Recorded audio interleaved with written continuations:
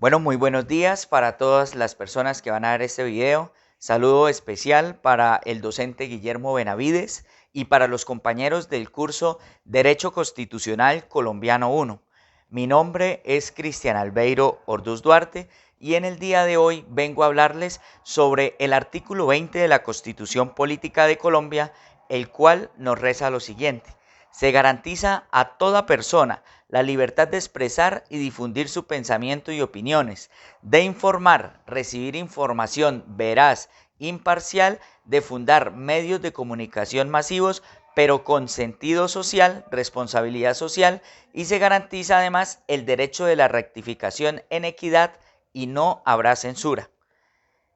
Este artículo 20 es uno de los derechos fundamentales consignados en nuestra Constitución Política y en el día de hoy vamos a realizar un análisis sobre cómo podemos usar la acción de tutela para velar por el resguardo de este derecho fundamental como lo es el derecho a la libre expresión. Si miramos la importancia que tiene este derecho dentro de todo Estado,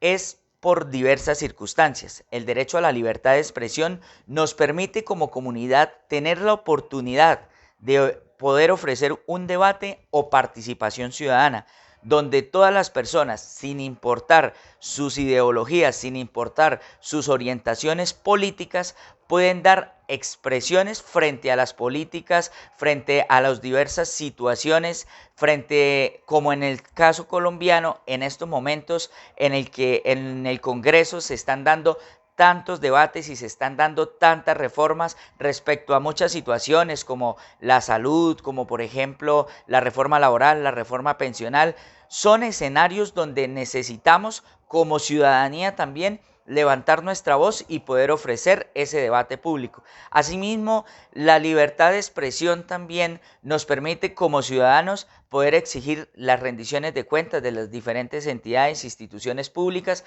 que manejan los recursos de todos los colombianos. Nos permite además generar esta libertad de expresión una diversidad de opinión. Como lo expresaba hace unos momentos, eso garantiza un pluralismo ideológico y poder gestar políticas en favor de toda la comunidad, recibiendo aportes desde diferentes perspectivas, desde diferentes ideologías, de manera que ese pluralismo nos permita construir una sociedad mucho más equitativa. Además, a través de la libertad de expresión también podemos ejercer la protección de los derechos fundamentales, también podemos proteger los derechos de minorías y los derechos individuales, ¿por qué no? Entonces,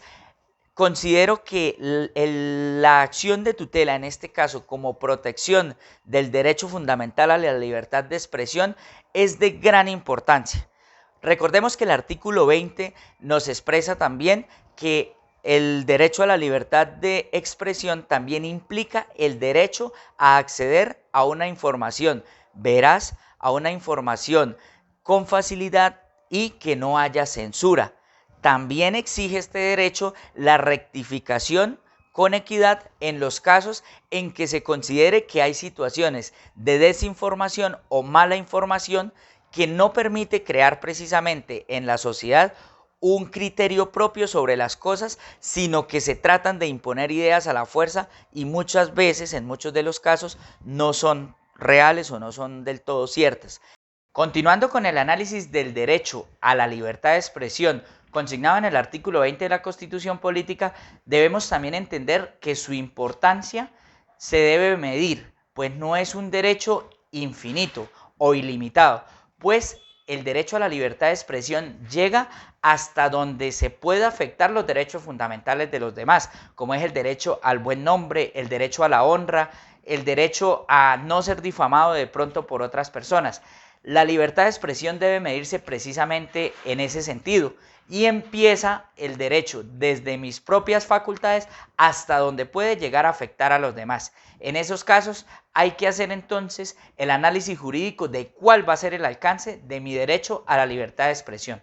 Finalmente vamos a decir que cómo protegeríamos este derecho a la libertad de expresión. Son muchas las posibilidades que hay para garantizar la protección de este derecho. Lo primero, y valga la redundancia, hay que proteger a las personas que se manifiestan.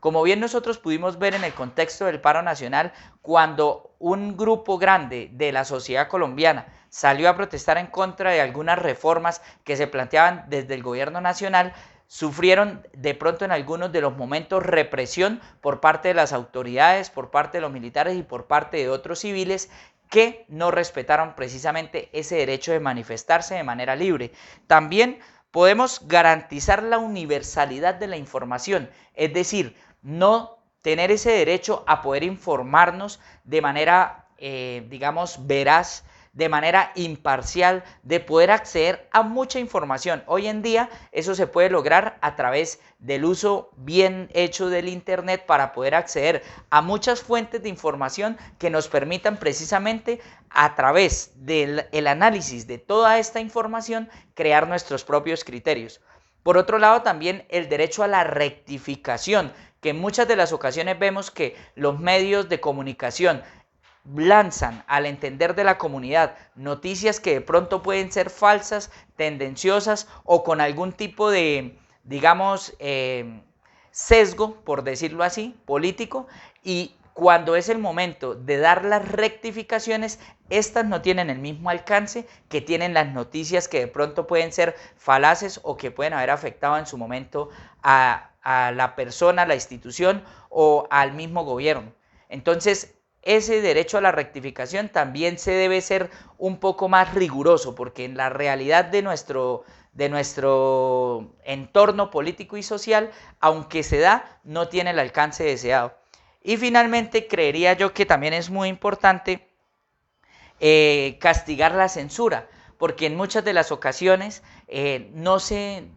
por ejemplo, en los medios de comunicación, los periodistas o las personas encargadas de dar la información son objeto de censura, son objeto de presiones por parte de los dueños de los medios de comunicación, muchas veces tradicionales o en otros casos alternativos, porque se da de lado y lado y no le permiten a los periodistas dar información que bajo su criterio y su rigurosidad para acceder a esa información sea veraz, porque de pronto no es conveniente a los intereses de ciertos grupos económicos, sociales o políticos. Entonces, a través de estos instrumentos, nosotros podemos proteger el derecho a la libertad de expresión y el derecho a una información veraz e imparcial, que está consignado como derecho fundamental en el artículo 20 de la Constitución Política de 1991.